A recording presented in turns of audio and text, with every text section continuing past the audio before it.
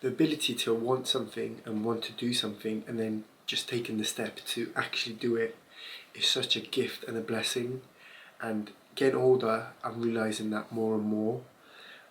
Mainly because I'm looking at like the people in my immediate environment, in my day-to-day life, and I'm realizing people want to do stuff. They have that inner desire to do something, but there's something stopping them, and that makes me like so much more grateful that if I do want to do something or go somewhere or for example doing these videos, I can just pick up a camera and do it without any like anxiety or anything like that. So I'm really grateful for that. I think that one thing that did help me kind of get to this stage where I can confidently do something I want to do, for example this camera, right? I think it's basically not looking for external validation and having that internal validation, the internal architecture that kind of it creates a base for me to operate. So anything on the external doesn't affect me really. Kind of I decide what validates me, and not needing external validation is such like a is such a asset to myself in today's world.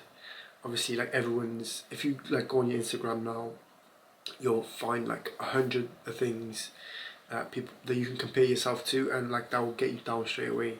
But if you come from a place of like wholeness and fulfillment in like just being alive, just experiencing life, realizing how life is a gift, and yeah, it might not be colourful at all times, like most of the time it's not, let's be real, but if you kind of have that holistic view on life, kind of you're grateful for every moment, for every breath, for every word you speak.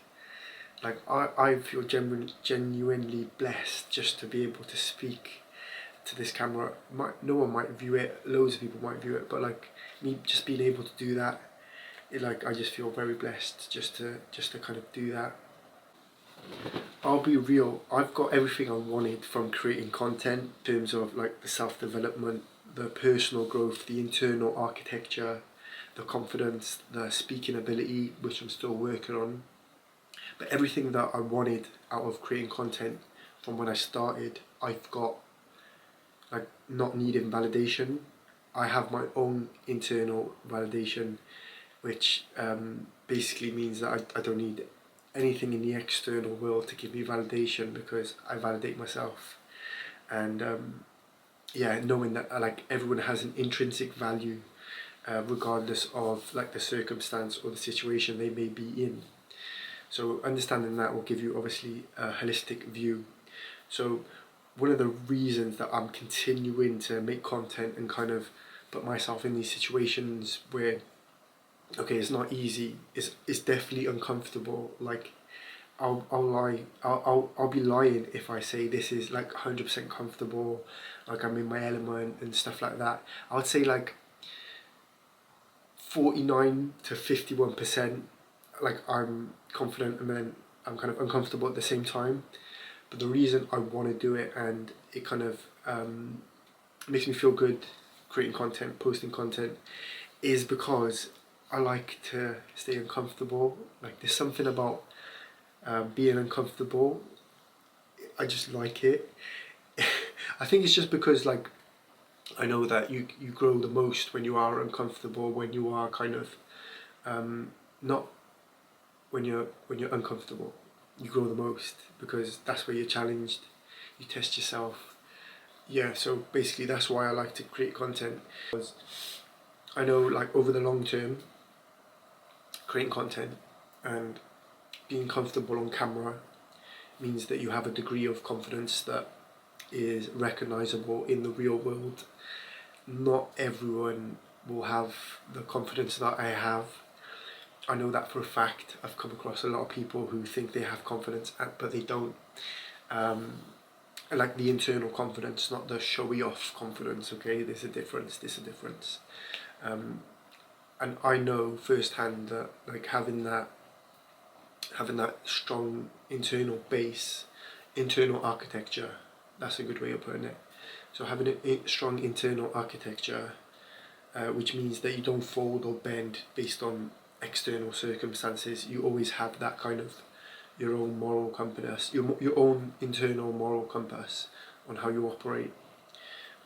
Having that is such an asset in the world, because there's like so much going on all the time, there's so many distractions, but just having that base and kind of having that foundation within yourself, it just puts me ahead of people. That I know it does as well.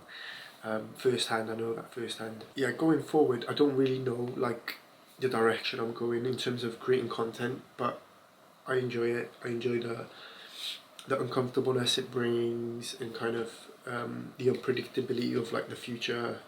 I enjoy all of that. There's an itch in my brain, and this scratches it. So like that's a tick off my list. But yeah, in terms of like the type of videos, I don't know. Like going forward, I know I will continue to make content. Where it will lead, I don't know. Like the type of videos I'm gonna make, who knows, right? So I think it's good. It's good long term. But to me, this is also like helping me with my speech delivery. When I was younger, like I would just speak without thinking and like kind of say a lot of things without saying anything at the same time. Which it was acceptable like when I was younger, but like as I'm getting older, it's kind of less acceptable now. People want to know what you're saying, and there has to be kind of substance to what you're saying, otherwise you're just saying words, right? So like creating content helps me be more intentional with the words I'm saying and how I'm saying them, like how I want it to be, kind of the tone I'm using. So yeah, like it helps me with my speaking and my delivery. So another thing that I feel like is a good thing, me creating content, is that people who do watch me maybe can learn something from me. I'm not saying that I know everything, but I do know certain things through personal experience. As you can see from my previous videos, I'm kind of an extremist. You're kind of an extremist. So like I have first-hand experience in like mind frames and like mindsets as well, like the way you frame things in your mind and how that can be advantageous or even disadvantageous to yourself. So I feel like I can help, or I will help a lot of people with like their kind of mental department, kind of the ways they're thinking, the way you should think in order to get what you want. So yeah, I know this video isn't the most cohesive in terms of structure and the subjects I'm talking about, but I feel like it's still valuable, valuable enough for me to put out. So I will. Hopefully there will be more structure to the videos in the future. But yeah, thanks for watching.